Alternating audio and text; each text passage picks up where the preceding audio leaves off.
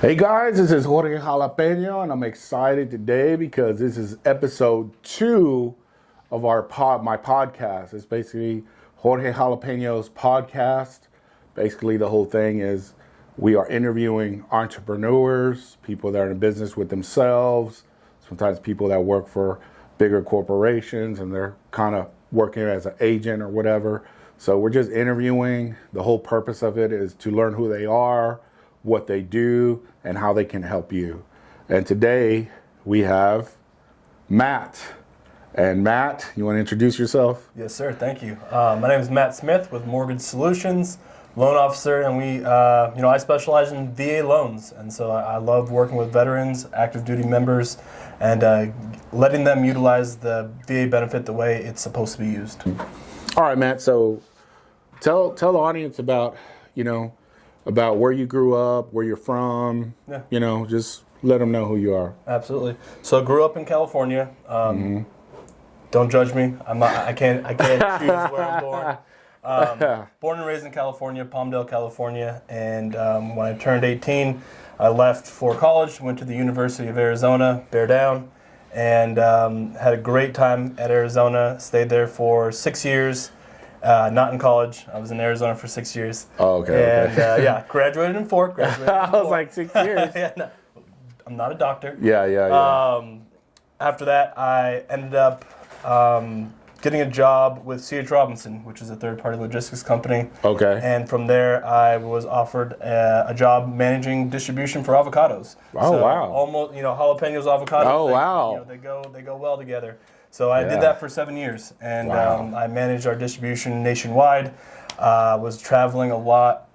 After that, that actually took me to Chicago. Spent 4 years in Chicago. That same job brought me here to Texas.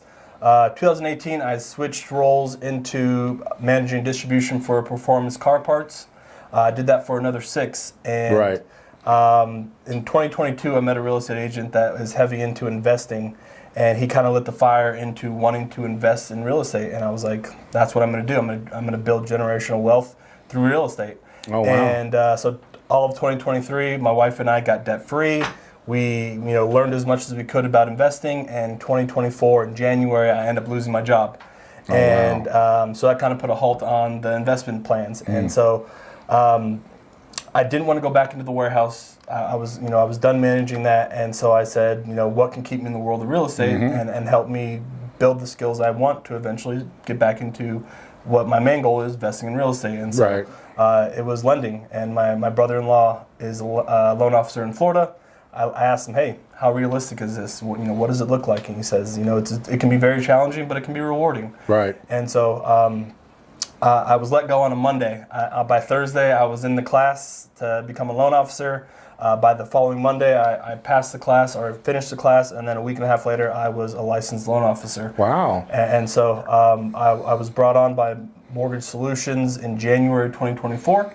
And from there, just kind of hit the ground running and learning all I can about the industry and understanding the niche of the company. And the niche of the company is government loans, more specifically VA loans. And so I've really dialed in to working with veterans, working with active duty members to utilize that benefit, because I've learned a lot of veterans don't know what benefits they have or how to properly use them. And when they get information from some lenders that say, hey, you need a 620, a 580 credit score in order to qualify for a loan. Right.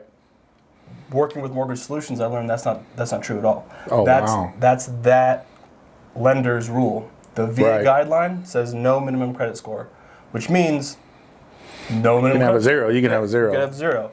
And so I've closed several veterans that have below 500 credit score, and wow, which is unbelievable. Because if you ask anyone out there, and you say, hey, I closed a loan for someone that has a 445 credit score, they're going to say you're lying.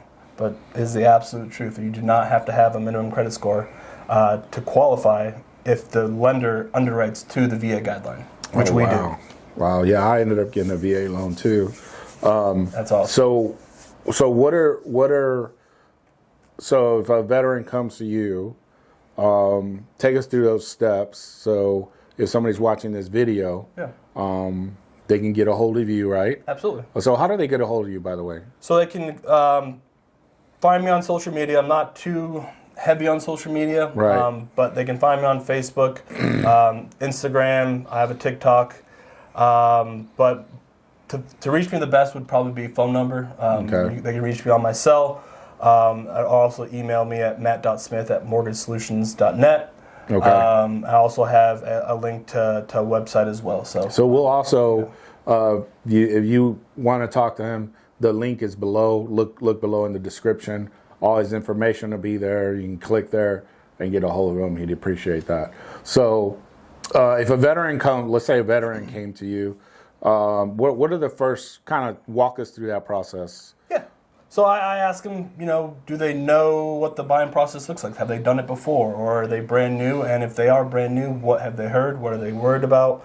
Kind of understand where they're coming from, and so I can meet them where they're at.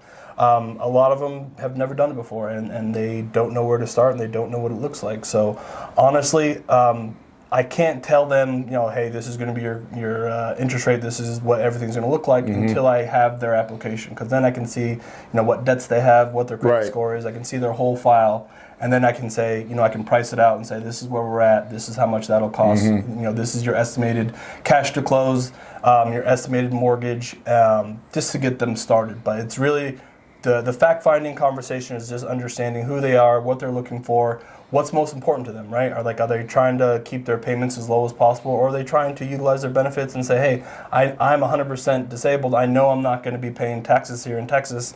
I want to get a big old house because I know all those taxes that most people have to pay. My payment's going to be a lot lower than that. So really understanding where they're at and going from there. Yeah. So what are some of the, so let's say a veteran comes to you, has no money for down payment or anything, really no assets, but his credit score is okay. What in that situation, what happens there, do you think? So there's a few things that can happen, and I've had quite a few people that really don't have much money. The one thing they do need to have is enough money for their earnest money at the very least. That way, when they put an offer on a home, whether it's $500, $1,000, whatever that earnest money deposit is, they need to at least have that. But there's a lot of options as far as, especially right now with the way the market is, seller credits. With the VA loan, you can get up to 4% of seller credits to pay for closing costs, which for the most part can cover a majority of seller credits. What is that? So seller credits, that is pretty much the seller saying, hey, I'm going to pay X amount up to 4%. Oh, okay, and so okay. instead of saying, hey, I have $15,000 in closing costs, the seller takes that from their what they're going to make and gives it to the buyer so they can cover their closing costs. Okay. The beautiful thing about the VA loan is the only loan that allows seller credits, any excess seller credits. Usually, on any other loan, it would go back to the seller. But with the VA loan, we can use that to pay down debt.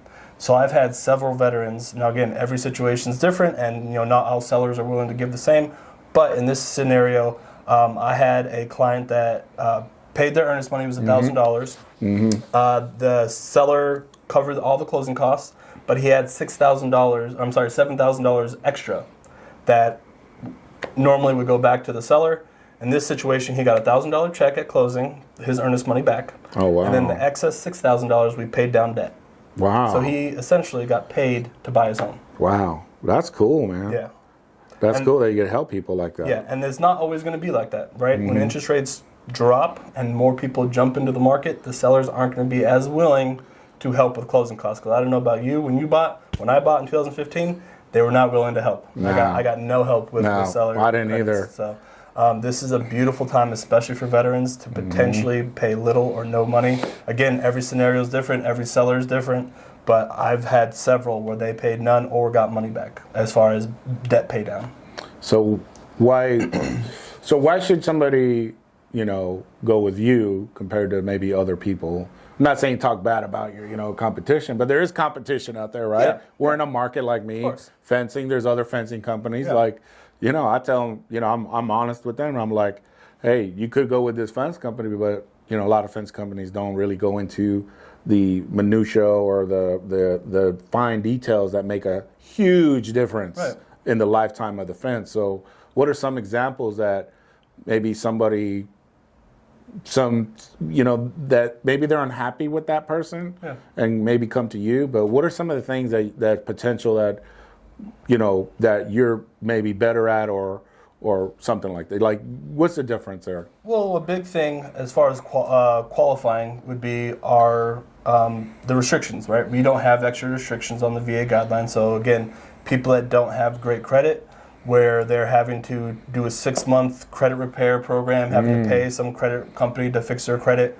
we don't have that. Right. Okay. That automatically, you're not going to be disqualified based on your credit. Wow. Now, if you have, if you're late on child support, if you are, late on your student loans, your federal student loans, anything that's federal that you're late on, that is going to be a reason why we're going, hey, we can't do this right now. We got to fix this, right? Okay.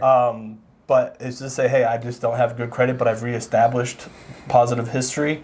It just hasn't boosted my credit yet. You're fine. We're gonna write letters of explanation. This is what led me to this. This is why it's no longer going to be an issue.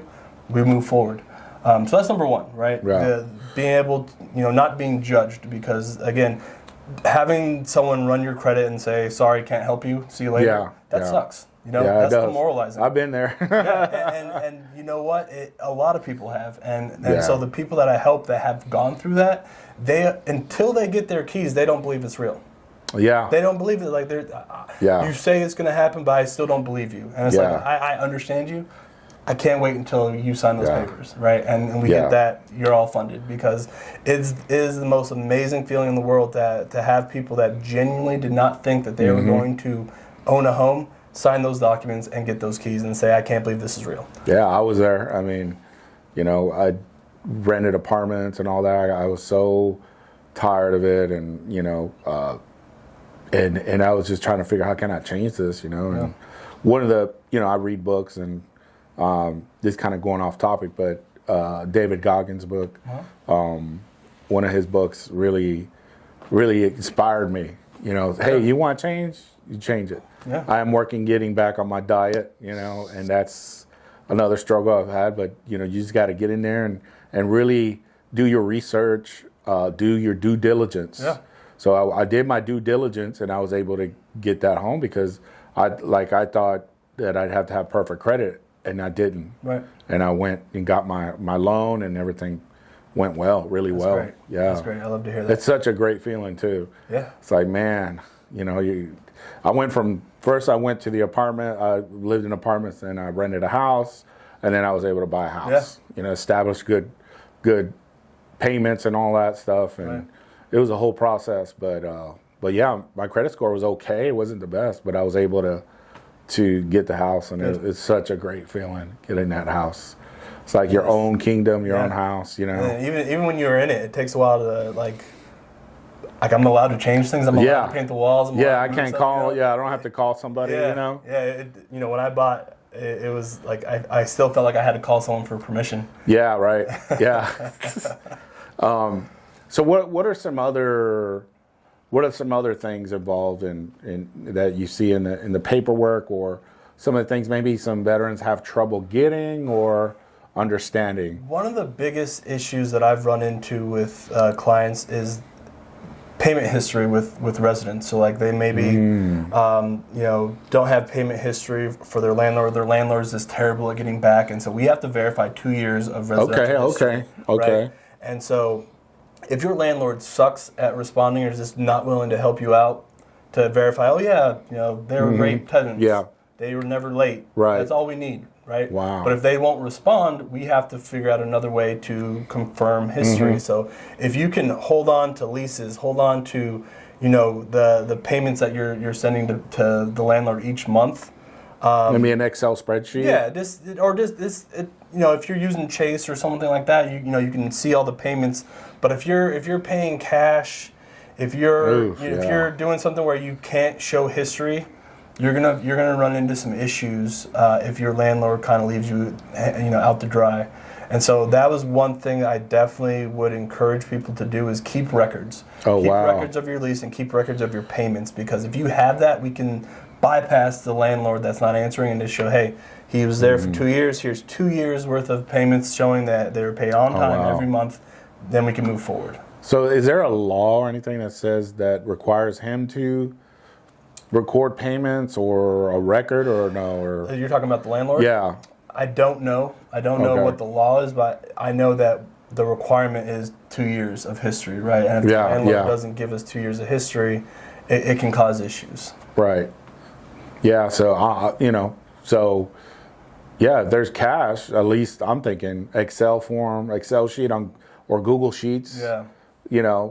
Month, day, blah blah blah, what day you paid it, and maybe. But even then, it's an Excel spreadsheet that's just kind of made up. If you have a bank statement, a bank receipt, something like check number. Yeah. Check copy. Exactly. Because you can put those copies in the I know how to do it, but you put a link in there and it links to the JPEG of the check that would number, be perfect. or put the check number in there, With the and then date have on your there. bank statements.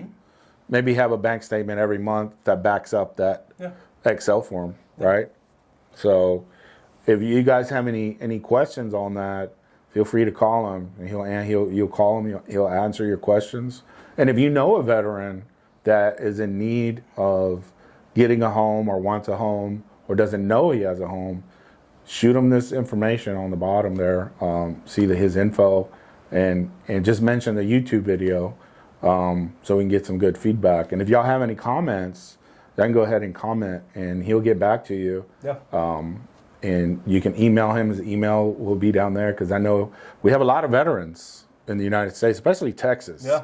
Texas is full of veterans that don't know their benefits. Exactly. Even on the disability side, I'm working on my stuff. Yeah. And it's been a journey, and I'm working to get more of it.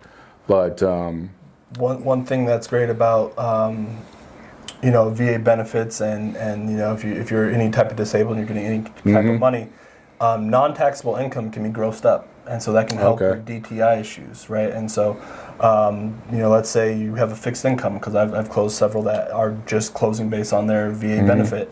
They're able to qualify for more because we're able to gross up that benefit 25%. Oh, wow. Yeah, and so again, we never want to put them in a position where they're paying more than what they can or what they should. But if we're running into an issue where maybe they're self-employed, but we're not using that money for qualification, grossing up that VA benefit income can help them qualify. So if they're getting $1,200 a month in disability, you can gross that up 25%. Wow, that's amazing. I didn't know that. Yeah, that's any non-taxable income. Wow, that's pretty amazing. Yeah. So how long does the process take from start to finish? We like to say 30 days, depending on how clean the file is. Because again, if you have, less than stellar credit, there's probably some derogatories on there, right? And so we're going to have to write letters of explanations of why. And we do that for you. Like we'll sit down, we'll have a conversation. All right, what led you to this? Right. And then we'll write it out and we'll send it back to you to electronically sign. Right. But there is going to be work involved. If it's a manual underwrite, there's more requirements, more questions asked, and it's not so we can figure out a way to say no. Right. We're finding out a way to say yes. Right. Right. And so that's where, I would tell people, like, hey, if you don't have great credit and you're going through this manual underwrite process, just know it is a process. You're not just going to sit there in the background and then all of a sudden say, all right, we're ready. We're going to have to work with you and say, all right, what led to this? What led to this? Why about that? What about this? And it's not, again, like I said, it's not so we can say no. It's just we have to have our bases covered so we can say yes. So during that process, what are the dumbest things? I'm going to say dumb, but I guess they are. What are some of the dumbest things people can do while in that process? Quit your job. Don't quit your job. Yeah. Don't quit. Or get fired. Don't get fired. Please don't get fired. Don't open up new credit. Don't get a credit card, and don't start buying furniture for the house that you don't have yet. Oh man. So anything that can change your DTI. Right. Don't buy a car. What's a DTI? Debt to income ratio. Okay. And so we go up to 65%. Can you explain that to maybe somebody who doesn't know what debt to ratio means? Yeah. So we take all your liabilities, right? Everything that you're obligated to pay, and we put that against what you make, and you need to for VA. We can go up to 65%. So your debt can be all the way up to 65% of your income, which again, don't necessarily recommend. Right. If you have other income that we're not using to qualify you, right.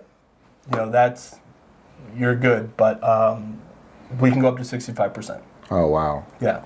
But buying a car, credit cards, any type of loan, getting fired, I would say the main ones that would just blow up a deal. Oh, wow. Yeah, I've heard of, I was talking to Kellum on the first podcast, and he said, yeah, some people, they quit their job or buy furniture. He said a guy had to go return the furniture and then buy it again after that.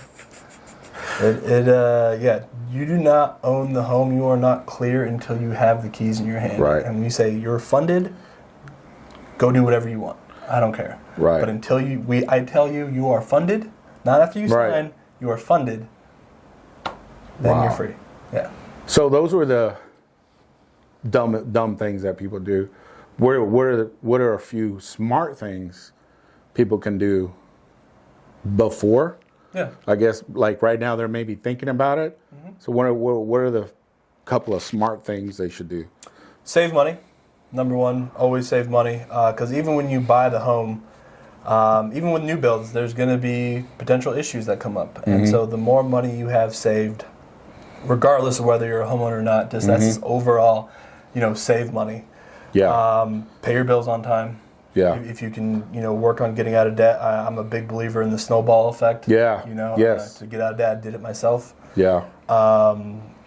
And then it's, understanding the budget. Get with a loan officer, and even if it's just to run numbers to get an idea, say, hey, I'm looking to buy in a year, but I just kind of want to know what, if I bought one now, what would that payment look like, right? If I bought a 275 versus 375, what does that look like, right? Understanding what goes into the loan, right? Because you go on Zillow and it's like, oh, this $500,000 house is going to be $1,200. And it shows that because it doesn't show taxes, it doesn't show insurance, and then all of a sudden you put that in there, and it's like, oh, that's actually going to be a $5,000 a month mortgage, and so really understanding what goes into a mortgage is important, and where you want to live, why you want to live there. Is it the schools? Is it how close you are to work? Is it because taxes aren't as much? There's a lot of things that go into why people choose to buy a home. And I'll be honest with you, when I bought my home, I didn't do any of that.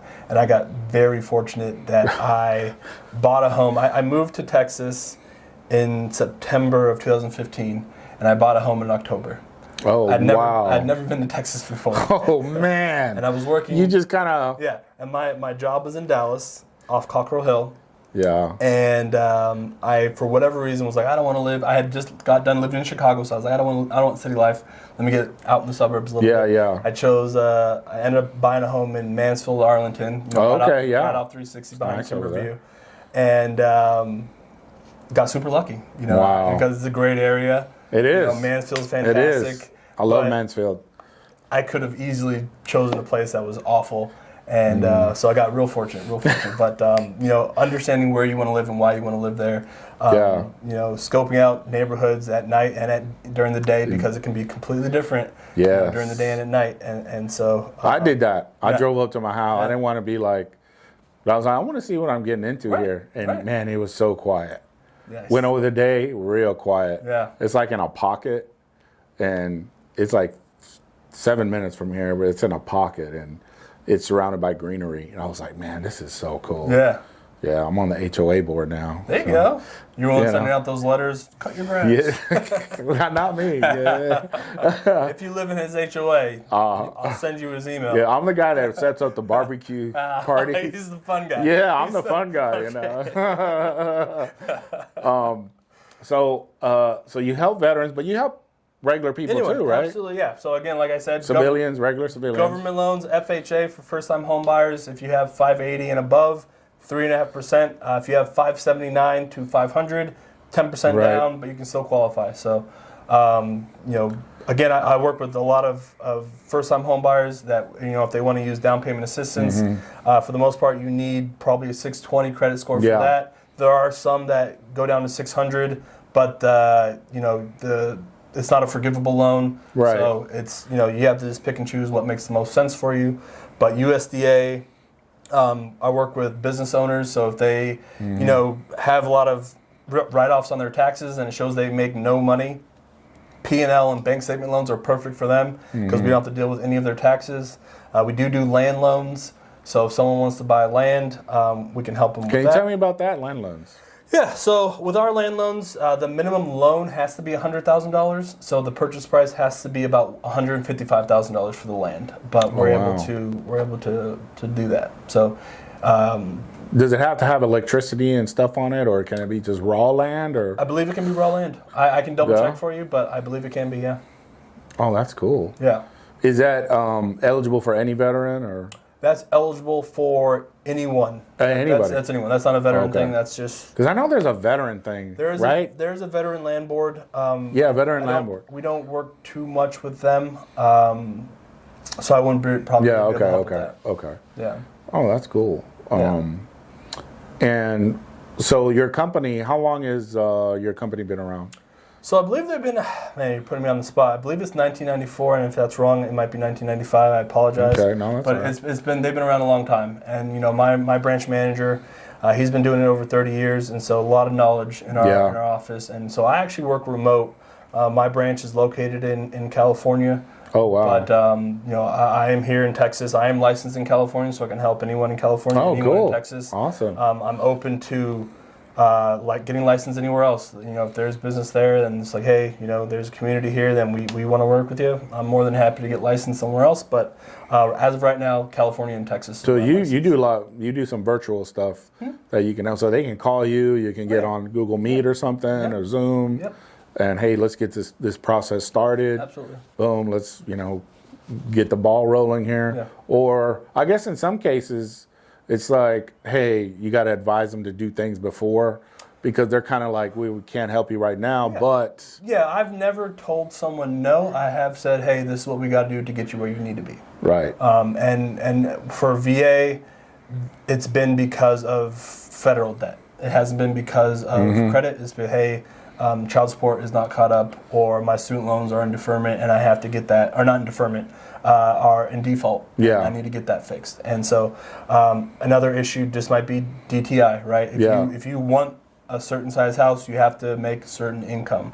And if your income isn't where it needs to be, or for whatever reason, that could stop you. But again, credit score alone will not disqualify you. Okay. I did have a client that had a bankruptcy. That's another thing where it usually has to be 2 years in order to qualify for a loan. And this person, the bankruptcy was due to a medical condition, and we were able to say, hey, this was due to a medical, and so we were able to 12 months and a day we were able to close. We closed a day after his discharge date, so he was only had to wait 1 year. Oh, wow. Yeah, and that was because we were able to prove it was an extenuating circumstance. But for the most part, if it's just, hey, things happen, it's going to be that 2 years. But if you work with someone that asks the secondary question of, hey, what led you to that? Right. Maybe we can figure out a way to get you in sooner. Right. And so instead of just saying, oh, you had it one last 6 months ago, I'll see you in a year and a half. Because that's how it was. I spoke to him in December, and I was like, hey, this is what we're looking at. I'm going to follow up with you in May. He closes in July. Now let me ask you this, because I do some prison ministry. What about veterans that were in prison, they got out, they got felonies or whatever, and they're doing well, their credit's good. Are they eligible, or does that felony keep them? I don't know the answer to that. I have not experienced from that getting before. VA benefits. I don't know. I have not experienced that. I mean, we can check the certificate of eligibility, and if it's there, then I would assume, but I've never experienced it, so I couldn't speak on that. Or what about dishonorable discharge? So if you have a dishonorable discharge, I do not believe you are eligible. Oh, so if you're in the military, stay clean. Don't get the dishonorable discharge. Listen to your sergeants. Do what you got to do. That's right. Don't go drinking and going crazy. We did, but we were smart. We didn't go overboard. Well, we went overboard, but literally. But well, we didn't do anything stupid to get us kicked out of the military. That should be key to anyone. Don't do anything too stupid. Yeah, where it can be held against you long term. Well, back then, thank God we didn't have phones and all that back in the 90s. So You know, I'm good. I'm good. Nice. I think there is a few pictures floating out there. Well, you already got your house, so you're fine. Yeah, I'm good. I'm good. One other thing I wanted to bring up is Texas is the only state that does not allow cash out refinances for the VA loans. What does that mean? So for some loans, let's say I have $100,000 of equity in my house, I want to refinance and pull some of that out. VA doesn't allow that. So we have to refinance into a different type of loan in order to get that money. And so I just wanted to point that out. If you do have a VA loan and you want to get money out because you have a lot of equity, you're going to have to, if you're in Texas, you're going to have to refinance into a conventional or an FHA. Oh, wow. Yeah. Wow, I didn't know that. Which might not be that big of a deal. So you can't get a HELOC loan, basically? You can get a HELOC. Oh, you can get a HELOC. You can't refinance. Oh, We don't do HELOCs, so... okay. But as far as a cash out refinance, you can't do that. Okay. That's good to know. That's really good to know. But refinancing into a different loan type is not that big of a deal. Now, what about if I have a house, but then I want to buy another house? I want to keep this house. Yep. I can use the VA loan? You can absolutely do that as long as you have bonus entitlement available. What does that mean?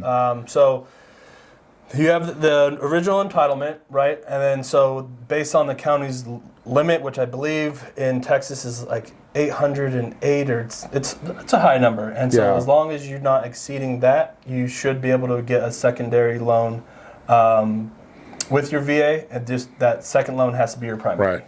Now, another question I have that actually came up with us is the escrow on mine. They had sent me a check and said it's like overpayment or something, and I thought it was like, okay, I'm just gonna put it in the account or whatever. Yeah. But then like a year later, they're like, your escrow is too short or it's not enough, and now your mortgage is $500 more. Yeah.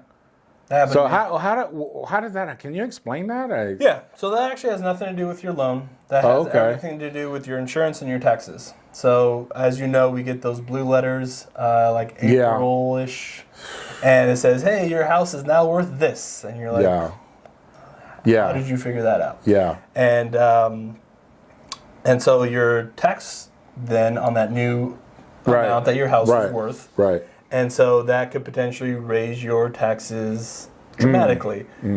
Make sure in Texas you fill out your homestead exemption. Yeah, I did. That will screw you. So what I did, I got with a company. It's an attorney's office, and they fight the the value of the home for me. And then I just paid them a percentage of whatever they saved me. So the first year that I did it with them, they didn't save me anything, so I didn't pay them anything. Oh, wow. I think this year they saved me like $500, so I think I paid them $100. So I think I paid like 25%. Oh, that's not bad. No. Can you say the name of the company or? Yeah, it's Gil. Man, I'm not to tell you. We'll put it on the bottom. Gil Dennison, I want to say. We'll put it in the description. Yeah, I mean, I'm not really affiliated with them. I probably should tell them like, hey, let's get an affiliate link or something. I mean, I'm interested in signing up with them. They just been doing it. I signed up and then they just automatically do it. And they say, hey, just so you know, it's that time of year again. We're going to do this. Do you, if you don't want us to do it, let us know. If not, we're going to move forward. Interesting. And they saved me $500 this year, and so I paid them $100. And I was like, wow, worth it. Wow. Definitely fight the value, and that's something I didn't do for a lot of years, and I spent a lot of money. Like my mortgage the first year. Went up $400 and something. Yeah, so you know what I'm talking about. I absolutely know what you're talking about. Well, I don't know why they sent me a check. Why didn't they just keep it in the escrow? Or by law, they have to send it to me? They probably sent it because you took a whole year's worth in your I don't know if it was a whole year's worth, but you got some in your escrow, and then you got a refund from what the owner already paid for that year. That makes sense. Okay, so they're not double dipping. Yeah, okay. So I should have just. If you get an escrow check, don't spend it. Put it in savings. Yeah, goes back to what I said in the beginning. Save your money. So, speaking on that, if somebody's buying a house, on average, what's the house sales like?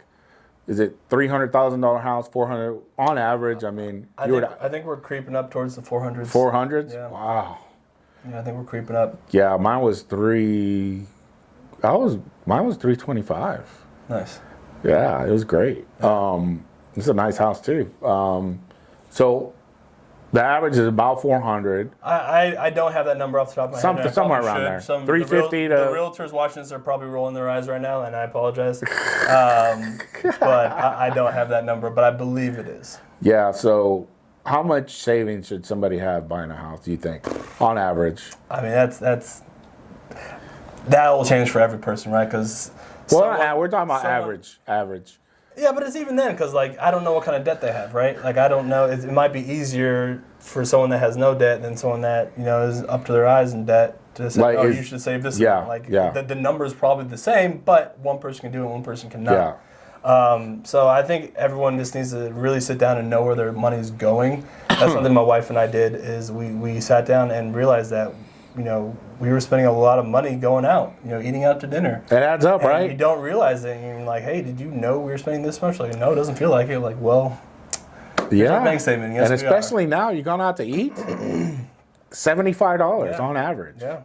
So the first thing I would tell people before saying, I need to save this much, know where your money's going, see what you can cut, and then just have money for a rainy day. And I personally have home warranty. And so, like, I've had my ice maker go out, my refrigerator, and instead of having to buy a whole new refrigerator, they say, "Oh, your motherboard died." We fixed it for the $125 service fee, and then I think it's like $50-$60 a month. So does that home insurance? I don't even know who my home insurance is. Home warranty.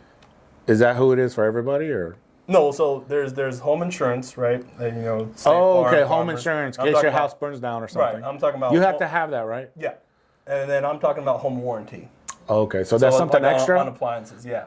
Oh, on appliances. So like on AC units, So can you sign that with that anytime? Yeah.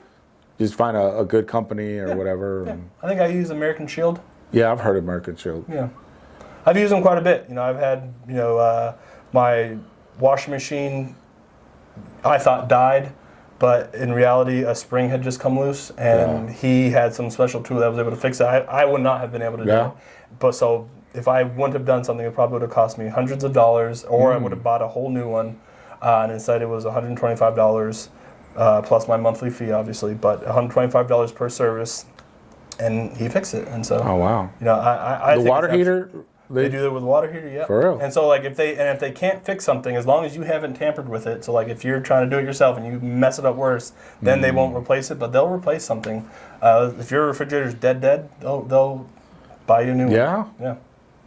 Yeah, I've heard some. I'm not gonna say the brand. I don't want to get sued, but there's a certain brand that has been going bad. Really? So they make phones. Yeah, it's. Really? Yeah, I've read it on YouTube. They just go bad, and they're expensive. Yeah. Yeah. So maybe I'll look into that home warranty. Yeah. But on the so when you get a VA loan, there's certain things you don't have to pay, right? Like so there's a funding fee that unless you get paid, any type of VA disability, then you have to pay, and that's kind of how the VA loan kind of is self-sustaining, because that funding fee then goes back into being able to cover. Do you have to have the home insurance, or the VA covers that? You have to have insurance, yeah. Okay. You have to get insurance, yep. Yeah, because I do have insurance. Well, there was something else that I didn't have to have because it was a VA loan. I can't remember. It's mortgage insurance. Mortgage insurance. Yeah. Yep. So we don't have to have that. Nope. No, but other people do. So if you pay less than 20% down, then you have mortgage insurance. And what is that for? It pretty much insurance is them paying. So because you don't have as much skin in the game, they're going to charge you a little bit more. Okay. Yeah. Just in case you default, basically, that's what it is. Yeah. Okay. So having 20% cash of the worth of the home is probably a good idea. It's a good idea, but it's hard to do, especially if the median is getting close to 400,000. What is that? What's 20% of 400,000? Yeah, I don't know. In this economy, not a lot of people have that. Yeah. I think they can. They got to be smart about their money. Like you said, going out to eat is huge. Yeah. All those little things you might have to, but I believe in just being more successful in my business to get the things I want and helping people. I believe in the more people you help, the better you'll do in life. Absolutely. to build wealth. Yeah. You know, I think that's part of building. Sometimes people think building wealth is all about yourself and money and stuff. It's actually building wealth is helping people. Yeah. You know, It the is. more people you help, the more you're gonna be blessed, I think, and you know, do better things and make more money. You know, be smart about it. Yeah. But is there anything else that we need to talk about when it comes to your services? Is there anything other services you offer or? Yeah, I mean, we work with I-10, so people that don't have Social Security, but they have their I-10 numbers. You know, a lot of them are Spanish-speaking. I, unfortunately, am not, but everyone in my office is. Oh, okay. So, we can absolutely still help them get homes. Yeah. One thing that I don't know if everyone knows is if you're not a permanent resident or a U.S. citizen, you're no longer eligible for FHA loans. Oh, and so wow. for a long time, I-10, you know, Wow, they could holders buy a were home with FHA loans with 3.5% down. Well, they've been cracking down on all that, right? Right, and so as of May, they're no longer eligible, so it makes it a little bit more difficult for them to buy a home. Oh, wow, that's interesting. Tell us about any of your personal hobbies, things that have nothing to do with work. Yeah, Well, I have a beautiful wife. She's an ER nurse. Oh, yeah. And we have 2 young boys. Oh, yeah? Yeah, our oldest is 4 years, and our youngest is 8 months. Ooh. And so, you know, all my free time that is not... so this is valuable time right here. Valuable time, yeah. It's spending time with them. You know, my 4-year-old just started playing soccer. You know, he rides a bike without training wheels, so going on bike rides with him, you know, it's that's so cool. It's really cool, yeah. So where did you meet your wife? it's funny. We're both from California, both from the same hometown, but I was home for summer, my first year of college, and we were both lifeguards. It was our first year. Oh, okay. I was her boss for the summer, but she was 16, I was 19, so she was just a person, right? And so 10 years later, she popped up. 10 years later? 10 years later. She popped up on Instagram, and no way. as someone you may know, and I just slid in the DMs, and now, you know, married with 2 kids. Wow. That's funny. Yes, you're only 3 years older. You're only 3 years older. Right, 3 years older. Yeah. I mean, when you're in 30s, it's not that bad. Yeah. You know, 16, 19. No, it's like, that's none of that. So, yeah, she was just 10 years later, though. You know, you're good. 26 and 29. Wow. Not so bad. Yeah, that's awesome, man. Yeah. That's awesome, man. Well, it was a pleasure having you here for our second. Thank you. Yes. And I'm going to give you a raw copy of this so you can have it for your videos or whatever. And man, this is awesome. I'm glad you came. And we'll do another podcast, follow up. Thank you so much. Podcast on maybe digging deep on one thing and kind of just going deep in that and maybe showing some forms and kind of things, you know. We'll go with that deep. And then, like I said, guys, if you have any comments or questions, go to the bottom there. Look at the description. All his information is there. We are also part of Master Networks. That's right. That's where we met. Yeah. You want to tell them a little bit about Master Networks? Yeah, Master Networks is great. It's where, you know, business owners and entrepreneurs come. There's chapters all over the DFW Metroplex, and for an hour we just get together and we network and we train, we develop, and we get to know each other so we can refer each other. I'm actually leading the Arlington chapter for the next 5 weeks. Oh, are you? Tomorrow, the October 7th. Oh, wow. 5 weeks. 2 times? Yeah, 2 times. And so I'll be leading the meeting. And so hopefully you can come and So you're going to be in charge now? I'll be in charge for 5 weeks. For 5 weeks. He's gone for 5 weeks. Well, the North Richland Hills, I believe, or is it North Lake? I think it's North Lake. It might be North Lake. They're launching tomorrow. And so since it's on the same day as ours in Arlington, he asked me to take over. Okay. He's helping them get started. Oh, so he's going to be leading over there, Danny. Danny's going to be helping the president there get started. So he was like, hey, man. What was the name of Danny's company? Welcome Home. Welcome Home. Yeah, Welcome Home Remodeling. He does remodeling. I'll probably throw his information in there just to... He's a great guy. He's very... Man, that guy's... You got to bring that energy. You're going to have to bring his energy, man. I have to get a good night's sleep, eat my Wheaties. That guy is amazing. Yeah. Now, I can't wait to have him on the podcast, too. Yes. But yeah, that's cool, man. But yeah, we met in Master Networks. Yeah. I'm very impressed with it. A lot of quality 5-star people, what I call 5-star. Yeah. And if you don't know, there's 40 chapters. Go look up Master Networks. Check it out. Join one. Just go visit. And I'm part of the Irving one, Master Networks. We meet at Lupe Tortillas at 9:30 a.m. in Irving. Just look that up. And then I go to his in Arlington at the Dave & Buster's at 9:30 On Tuesdays. On Tuesdays, every Tuesday. So, hey, it's been a great one. Thanks for watching, and look out for episode 3. This is Jorge Jalapeno and Matt, and this was awesome. Y'all have a great day. Take care, guys. All right, man. Thank you. Thank you. Yeah.